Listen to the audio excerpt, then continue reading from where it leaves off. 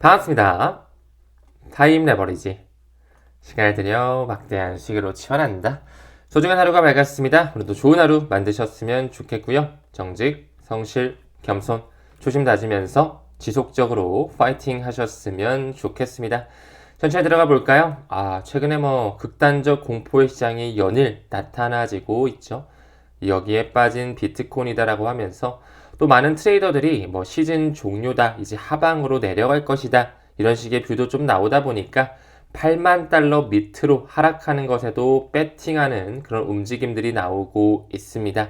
최근에 비트코인이 9만 1,500달러 아래로까지 일시적으로 좀 추락을 했다 보니까 연초 이후 상승분을 모두 다 반납했죠. 그러면서 이제 분위기가 점점 두려움으로 빠지고 숏 포지션이 많아지고 있는데, 롱 물량만 터는 게 아니라 숏 물량 역시 급속도로 빠르게 털릴 수 있다라는 거. 그러니까 웬만하면 롱 물량, 숏 물량 배팅하는 거 우리 선물 거래 안 하기로 했습니다. 그러니까요, 디지털 자산 ETP 상품도 한 주 만에 거의 3조 원이 증발이 됐다.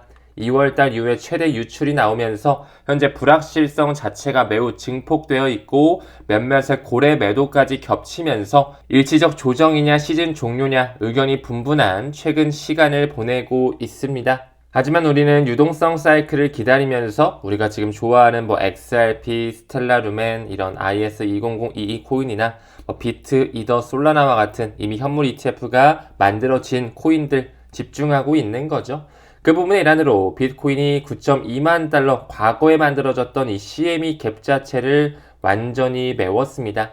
이 CME 갭이 왜 만들어지는 거냐면, 우리 비트코인 암호화폐 시장은 24/7 멈추지 않고 계속 가잖아요. 근데 그 CME 갭, 비트코인 선물 같은 경우는 주말 특정 시간에는 거래가 중단되거든요. 그 시간차에서 나올 수 있는 가격 차이로부터 이런 CME 갭이 만들어지는데, 최근에 조정이 좀 크게 왔다 보니까 그 갭을 완전히 메우게 됐다. 이 또한 매우 중요한 차트 포인트로 잘 여겨지거든요. 무조건 CME 갭을 메워야지만 올라간다, 이거는 아니지만 앞으로의 가격 방향성이 이제 정말 조정 국면이었는지 아니면 정말 앞으로 하락을 하는 건지 이제 곧 방향성이 나올 수가 있다. 묵묵하게 기다려봤으면 좋겠습니다.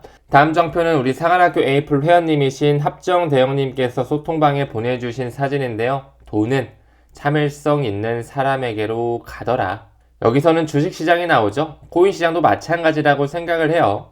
조급한 사람으로부터 참을성 있고 인내하고 내공이 있는 사람들에게 돈을 옮기는 장치가 바로 이 자산시장이라는 것, 투자의 구루로 알려진 워렌 버핏의 명언이기도 하죠. 지금 현재의 시장 국면에 한 번 정도는 우리가 읽어봐야 되는 이런 글귀라고 생각해서 가지고 왔고요. 얼마 전에 제가 오프라인 9차 컨퍼런스 마무리하고 우리 에이플 회원님 중에 한 분께서 저한테 이제 마지막에 오셔가지고 얘기를 나눴는데, 저는 사람들이 왜 이렇게 가격 변동성에 일일비하는지 잘 모르겠어요. 저 또한 XRP를 동전 가격에 산 게 아니다. 해봤자 이제 거의 1년 정도 된다. 4,000원대에 들어오신 분인데, 사람들이 왜 현재 가격 3,200원, 3,300원 이런 부분에 대해서 힘들어하는지 잘 모르겠다, 이런 식의 말을 하시더라고요.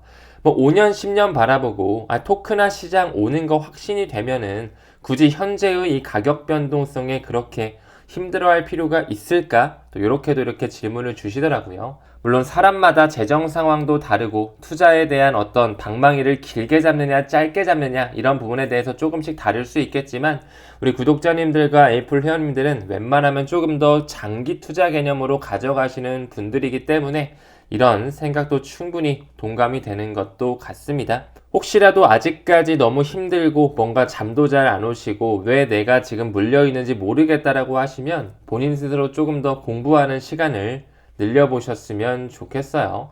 아무쪼록 지금 도널드 트럼프도 이렇게 호텔도 지어가지고 이런 호텔도 이제 토큰화로 만들겠다, 이런 식의 얘기를 하고 있잖아요. 점점 이런 식으로 부동산에 대한 토크나이제이션도 일어나고 있구나, 이런 방향성을 봐주시면 되겠죠. 지금 보니까 트럼프 오르가니제이션이 이 몰디브에서 첫 트럼프 인터내셔널 호텔 개발 계획을 공개했고, 이 개장 자체는 한 3년 정도 남았네요. 2028년 연말 정도로 예정이 되어 있다. 전통금융과 블록체인이 결합이 되면서 또 부동산 시장 역시 토큰화 결제가 이루어지는 시대, 앞으로 더 가속화될 수밖에 없겠죠. 또한 하버드 대학교 잘 알고 계실 텐데요. 비트코인 현물 ETF 투자 비율을 엄청나게 증가시켰습니다. 681만 주 넘게 보유하고 있네요. 한 분기 만에 3배 정도를 확대하고 있다. 이렇게 볼 수가 있는 거죠. 그들의 포트폴리오를 봤을 때 비트코인 현물 ETF 블랙로커 가지고 있더라고요. 약 20%를 왜 비트코인 현물 ETF를 담아놨는지 잘 생각해 볼 필요가 있을 것 같고, 또 대만 정부 역시 비트코인 전략 보유를 검토하기 위해서 올해 안에 보고서를 낼 것이다. 이런 기사들이 나오고 있습니다. 즉 이제 대만 역시 엘살바도르를 뭔가 따라가려고 하는 느낌이죠. 연말까지 정부가 보유하는 비트코인 전수조사를 하면서 준비자산에 대한 편입도 검토를 하고 있다.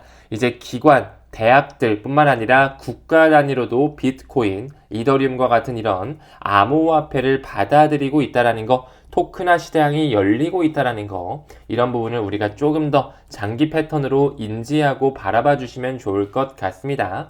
다음 기사 봤을 때 돈나무 언니가 이끌고 있죠. 아크인베스트가 비트코인 채굴 기업이었다가 이더리움 전략 비축 회사로 바꾼 비트마인 잘 알고 계시죠? 이 펀드 스트레스의 톱니가 의장으로 있는 이 비트마인 주식을 추가 매수했네요. 한 이틀 전 정도에 나왔던 기사죠.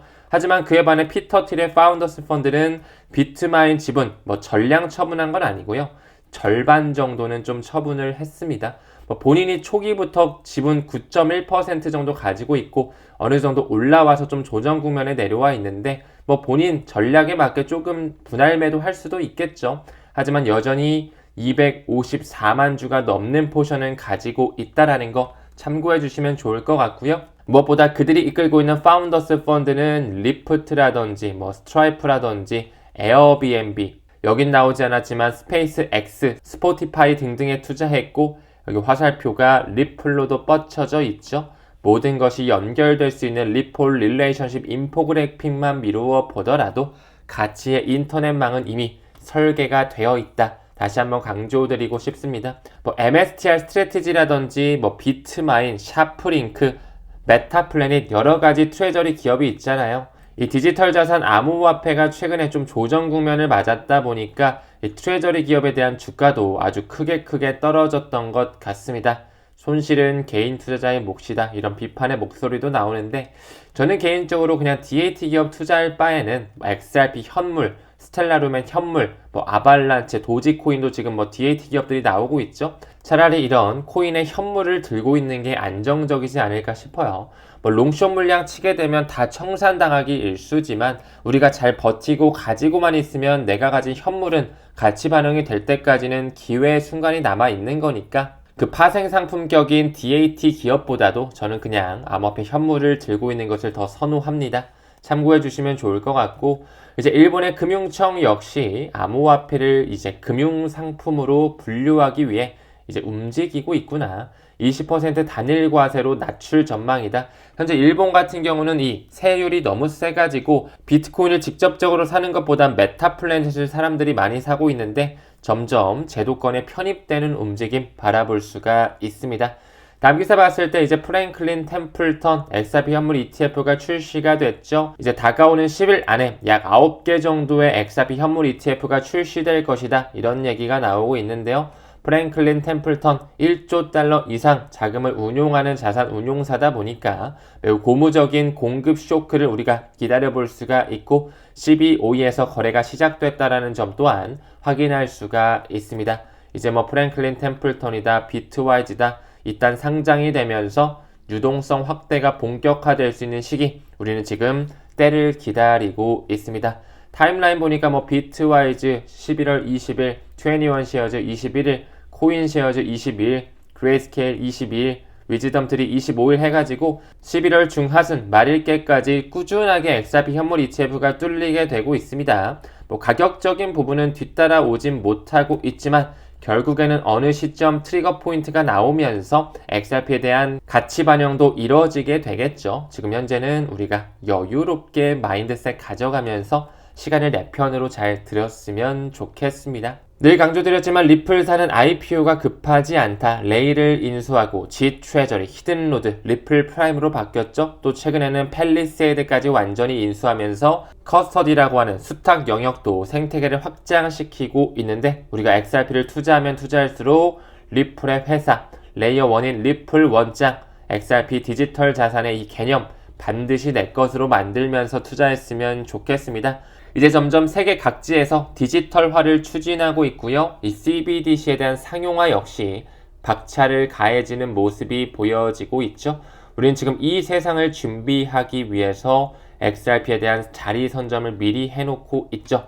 반드시 장기적인 투자 관점이 필요한 디지털 자산이 또 리플 XRP인 것 같습니다. 우리 에이플 회원님들은 오늘 저녁 8시에 라이브 있으니까 참고해 주시고요. 중요한 개념들 짚어가면서 멘탈 조금 더 관리할 수 있는 시간 만들어갈 수 있도록 하겠습니다. 오늘도 끝까지 시청해 주심에 대단히 고맙습니다. 우리는 모든 면에서 점점 더 좋아지고 있습니다. 감사합니다. 성투합시다.